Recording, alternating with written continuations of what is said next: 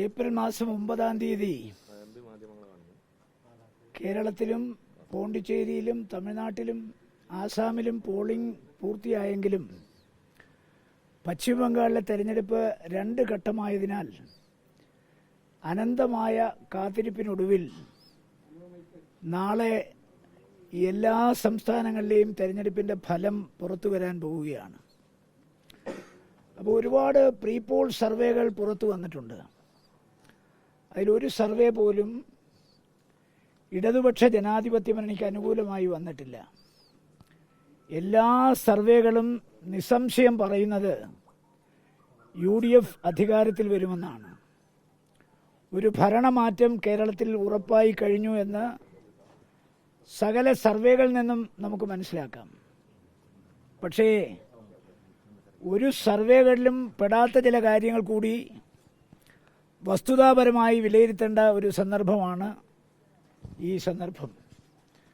കാരണം കേരളത്തിലെ ചെറുപ്പക്കാർ, വനിതകൾ, അതുപോലെ ആശാ വർക്കർമാർ, അംഗനവാടി ജീവനക്കാർ, കുടുംബശ്രീക്കാർ, പട്ടികജാതി വിഭാഗം ഒഴിച്ച് NSSലെയും അതുപോലെ SNDPയിലെ ഒരു വിഭാഗം ഒഴിച്ച് സകല സർവേകളും പറയുന്നത് ബാക്കി എല്ലാ വിഭാഗവും UDFനാണ് വോട്ട് ചെയ്തത് എന്നാണ്.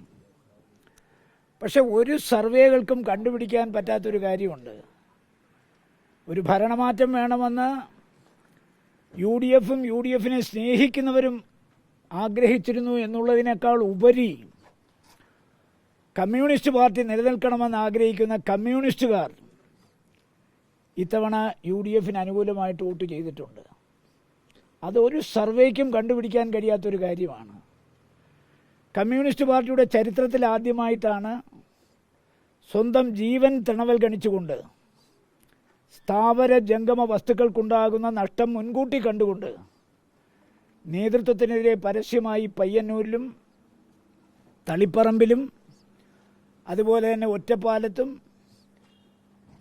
അമ്പലപ്പുഴയിലും കമ്മ്യൂണിസ്റ്റ് പാർട്ടിയുടെ പാരമ്പര്യമുള്ള, അച്യുതാനന്ദൻ്റെ ഭാഷയിൽ പറഞ്ഞാൽ യഥാർത്ഥ കമ്മ്യൂണിസ്റ്റുകാർ മറനീക്കി പുറത്തു വന്ന് പല ആളുകളും കമ്മ്യൂണിസ്റ്റ് പാർട്ടിക്കെതിരായി മത്സരിക്കുകയും UDF അവർക്ക് പിന്തുണ കൊടുക്കുകയും ചെയ്തിട്ടുണ്ട്. അവർക്കറിയാം തെരഞ്ഞെടുപ്പിൻ്റെ ഫലം വന്നതിന് ശേഷം അവർക്കുണ്ടാകാൻ പോകുന്ന നാശനഷ്ടങ്ങളെക്കുറിച്ച്. പക്ഷേ അവരെല്ലാം പറയുന്നത് കമ്മ്യൂണിസ്റ്റ് പാർട്ടി ഈ രാജ്യത്ത് നിലനിൽക്കണമെങ്കിൽ ഇതല്ലാതെ മറ്റൊരു മാർഗവുമില്ല എന്നുള്ളത് കൊണ്ടാണ് സ്വന്തം ജീവൻ പോണെങ്കിലും പോട്ടെ, സ്ഥാവര ജംഗമ വസ്തുക്കൾ നശിപ്പിക്കുന്നെങ്കിൽ നശിപ്പിക്കട്ടെ, എന്നാലും ഒരു തിരുത്തൽ ശക്തിയായി ഇപ്പോഴെങ്കിലും പ്രവർത്തിച്ചില്ലെങ്കിൽ ഈ പാർട്ടി ബംഗാളിലെ പോലെ ത്രിപുരയിലെ പോലെ അന്യം നിന്നു പോകും എന്നുള്ളത്. അതുകൊണ്ട് സ്വന്തം ജീവനിൽ കൊതിയുള്ളവരും സ്ഥാവര ജംഗമ വസ്തുക്കൾ നിലനിന്ന് കാണണമെന്ന് ആഗ്രഹിക്കുന്ന കമ്മ്യൂണിസ്റ്റുകാരും ഇന്ന് ഈ തെരഞ്ഞെടുപ്പിൽ ഇടതുപക്ഷ ജനാധിപത്യ മുന്നണിക്കെതിരെ വോട്ട് ചെയ്തിട്ടുണ്ട്. അത് കാസർഗോഡ് മുതൽ പാറശാല വരെയുള്ള കമ്മ്യൂണിസ്റ്റുകാർ വോട്ട് ചെയ്തിട്ടുണ്ട്. ഒരു സർവേക്കും ആ വോട്ട് കണ്ടുപിടിക്കാൻ കഴിഞ്ഞിട്ടില്ല. ഇപ്പം ഏറ്റവും കൂടുതൽ ഭൂരിപക്ഷം കിട്ടുമെന്ന് പറഞ്ഞൊരു സർവേ 90 സീറ്റാണ് പ്രവചിച്ചിട്ടുള്ളത്. ഞാൻ ഈ തെരഞ്ഞെടുപ്പിന് മുമ്പേ നിങ്ങളോടൊരു കാര്യം പറഞ്ഞു. 1977 UDF ആവർത്തിക്കാൻ പോവുകയാണ് കേരളത്തിൽ. അധികാരത്തിൽ ഇരുന്നു കൊണ്ട് ആൻറ്റി ഇൻകംബൻസി ഇല്ലാതെ അധികാരത്തിലേക്ക് തിരിച്ചു വന്ന ഒരു ഗവൺമെൻറ്റാണ് 1970 മുതൽ 77 വരെ കേരളം ഭരിച്ച UDF. പക്ഷെ മുഖ്യമന്ത്രി മാറി, C അച്യുതമേനോൻ മാറി, കരുണാകരൻ വന്നു എന്നുള്ള വ്യത്യാസം മാത്രമേ ഉള്ളൂ. 77 ഇന്ത്യ മൊത്തം കോൺഗ്രസ് പരാജയപ്പെട്ടു, ഇന്ദിരാഗാന്ധി പോലും പരാജയപ്പെട്ടു. പക്ഷെ കേരളത്തിലെ UDF 111 സീറ്റുകളുമായി അധികാരത്തിൽ ഇരുന്നു കൊണ്ട് അധികാരത്തിലേക്ക് മടങ്ങി വന്ന് ശ്രീ കരുണാകരൻ അച്യുതമേനോനെ മാറ്റിയിട്ട് മുഖ്യമന്ത്രിയായി. ആ 111 സീറ്റിൻ്റെ രാഷ്ട്രീയ സാഹചര്യവും കാലാവസ്ഥയും ഈ തെരഞ്ഞെടുപ്പിൽ നിലനിൽക്കുന്നു. നാളെ നിങ്ങൾ നേരിട്ട് കാണാൻ പോവുകയാണ്. കാണാൻ പോകുന്ന പൂരം പറഞ്ഞറിയിക്കേണ്ട എന്നൊരു ചൊല്ലുണ്ട്. അതുകൊണ്ട് വോട്ടെണ്ണി കഴിയുമ്പോൾ നിങ്ങൾക്കറിയാം കേരളത്തിൽ കമ്മ്യൂണിസ്റ്റ് പ്രസ്ഥാനത്തിൻ്റെ പതനമാണെന്ന് പറഞ്ഞാൽ ചിലപ്പോൾ ഒരുപക്ഷെ കമ്മ്യൂണിസ്റ്റ് പാർട്ടി ഉയർന്നെഴുന്നേൽക്കാൻ വേണ്ടിയിട്ടായിരിക്കാം ഈ പതനം. അതല്ല, ഈ പതനം സ്ഥായിയായി കാണണമെന്ന് ആഗ്രഹിച്ചാൽ മറ്റൊരു ബംഗാൾ ആവർത്തിക്കും, ത്രിപുര ആവർത്തിക്കും. അത് നമ്മൾ ആരും ആഗ്രഹിക്കുന്നില്ല. കാരണം ഇടതുപക്ഷ പ്രസ്ഥാനങ്ങൾ നിലനിന്ന് കാണണമെന്ന് ആഗ്രഹിക്കുന്നവരാണ് നമ്മൾ. കാരണം ഇല്ലെങ്കിൽ ആ സ്പേസ് ഒക്കുപ്പൈ ചെയ്യാൻ പോകുന്നത് ഹിന്ദുരാഷ്ട്രവാദികളായ ബി ജെ പിക്കാരാണ്. അതുകൊണ്ട് ബി ജെ പിക്ക് ചില ആളുകൾ 5 സീറ്റ് 10 സീറ്റ്, ചില ആളുകൾ 0 to 3, 0 to 2.